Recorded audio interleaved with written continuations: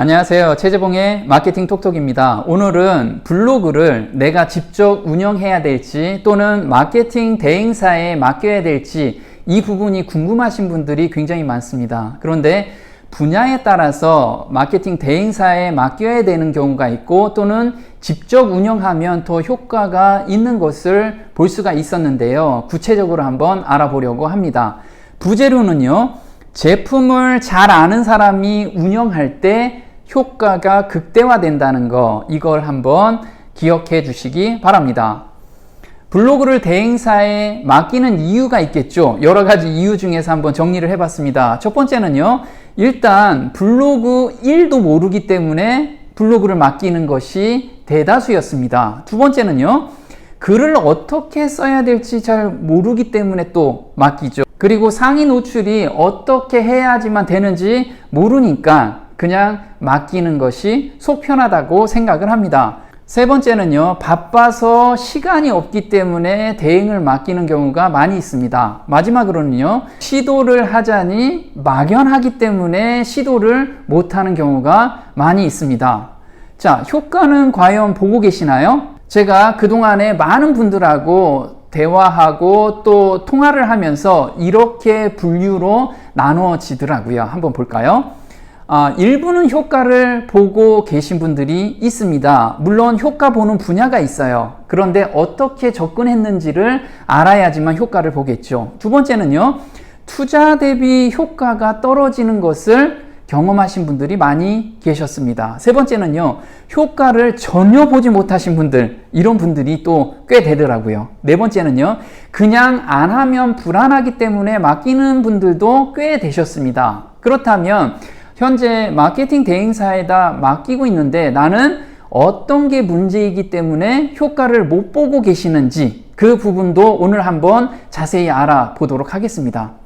사연을 한번 읽어볼까요? 이분은 지방에서 사업을 하고 계시는데 블로그에 불자도 몰라서 마케팅 대행사에 맡겼다고 합니다. 한번 자세히 볼까요? 안녕하세요. 저는 마케팅 대행하는 회사에 블로그를 2개를 맡겼다고 합니다. 그것도 2년을 넘게 해왔고요. 한 달에 대행비만 엄청나게 들어갔다고 합니다. 그런데 대행회사의 실수로 저품질에 빠졌다고 합니다. 한 날 한시에 2개 운영한 블로그가 다 저품질이 된 거죠. 이렇게 저품질이 되면 상위 노출이 안 되고 매출이 급감하는 것을 볼 수가 있죠. 이분도 그 경험을 하게 됩니다.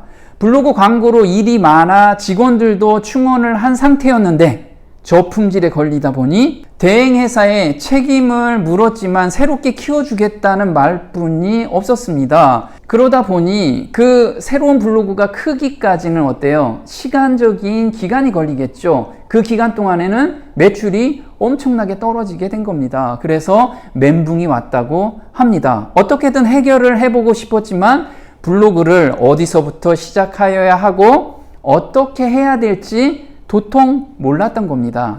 이대로는 안 되겠다 싶어 제가 직접 블로그를 시작해보자 했다고 합니다. 하지만 한 번도 해본 적이 없기 때문에 막막했습니다. 여기저기 기웃거리며 블로그 강의 동영상을 듣고 글을 하나씩 작성을 해보았습니다. 정보성 글을 써야 저품질이 안 된다고 하여 정보성 글만 작성하던 중 우연히 제 유튜브 영상을 보게 되었다고 합니다. 그래서 C랭크가 뭔지, 다이아 로직이 뭔지 이것을 이제 좀 경험하게 된 거죠. 살았다는 생각이 들더라고요. 그래서 교수님 영상을 처음부터 모두 보았습니다. 그 후 교수님 말씀대로 글을 작성해 보았습니다. 그런데 엄청나게 놀라운 변화가 생기게 됩니다. 1시간 정도 후면 결과가 나오는 걸 알기에 1시간만 후딱 가기를 기다렸는데 엄청 시간이 안 가더라고요. 그러면서 1시간 후에 검색해 보니까 떡하니 1번에 랭킹 되는 것을 확인할 수가 있었습니다.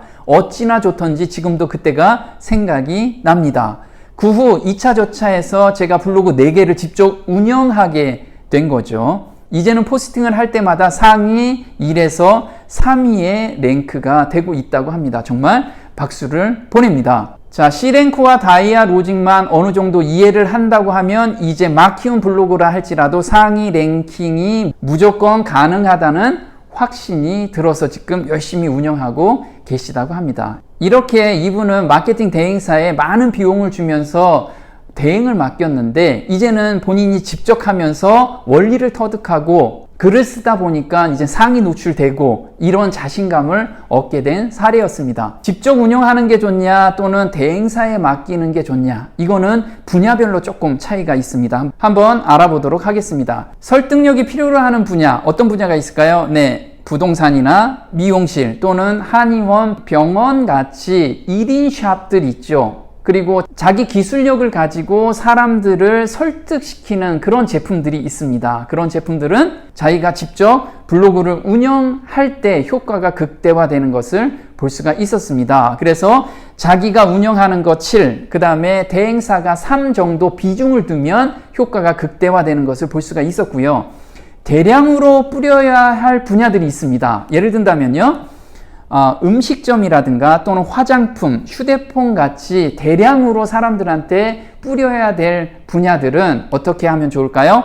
직접 운영은 3 비중을 두고요. 그 다음에 마케팅 대행사한테는 7 비중을 두는 게 좋습니다. 자, 여기서 보시다시피 자기가 반드시 운영해야지만 효과를 본다는 거 잊지 않았으면 좋겠습니다. 직접 운영해야 되는 이유가 뭘까요? 자, 제품을 구매할 때 사람들은 2가지를 보고 구매를 하게 됩니다. 첫 번째는요, 제품에 대한 신뢰도가 50%입니다. 따라서 이거는 리뷰어들을 많이 쓰죠. 그래서 제품을 검색했을 때 이거 사용하니까 굉장히 좋습니다. 여기 맛집이에요. 그 맛집 갔더니 너무 맛있어요. 이런 걸 보고서 사람들이 방문을 하는데 이거는 비중이 50%가 된다는 겁니다. 그런데 나머지 50%는 뭐냐면 운영자에 대한 신뢰도입니다. 그 맛집이 신뢰도가 있는지를 검증을 하게 되는 거죠. 예를 든다면 30년 전통으로 이런 방식으로 만들고 있다, 또는 이 제품에 어떤 성분이 들어가 있고 연구를 이렇게 하고 있다라고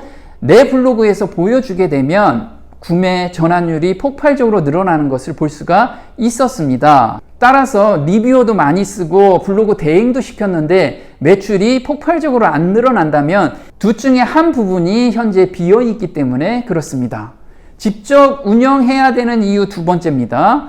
제품에 대해서 나보다 더 잘 알고 소통을 잘할 수 있는 사람은 없기 때문에 그렇죠. 마케팅 대행사가 아무리 훌륭하다고 해도 어차피 제 물건을 가지고 목숨을 걸어줄 대행사는 그렇게 많지가 않습니다. 물론 대행료를 한 달에 1,000만원, 2,000만원 주면 목숨을 걸겠죠. 그런데 100만원, 200만원을 준다면 그 대행사 입장에서도요, 여러 업체를 대행을 해줘야 되잖아요. 그렇다면 목숨을 건지는 못하고 일정 패턴에 의해서만 글을 써주게 됩니다. 그래서 내가 직접 운영하게 되면 어때요? 소비자가 들어오고 궁금해하는 게 무엇인지 항상 고민하면서 직접 쓸 수가 있겠죠. 그러면 소비자가 그걸 보고 또 감동해서 제품 문의까지 연결이 되는 그런 구매 동선이 형성이 될 수가 있습니다. 2번째는요, 차별화된 컨텐츠가 클릭을 유도하고 꾸준한 단골을 만들어내서 매출로 연결이 된다는 겁니다. 이건 뭐냐면 보통 상위 노출한 블로그를 보면 획일화된 글들이 되게 많지요. 네, 전단지 형태로 상위 노출된 것들이 되게 많습니다. 그래서 소비자들이 클릭하면 이 글도 비슷하고 저 글도 비슷하고 이렇게 차별화성이 별로 없기 때문에 구매 전환율이 높지가 않은 겁니다. 그런데 내가 직접 경험하고 내가 직접 만드는 경험담을 올려주면 어때요?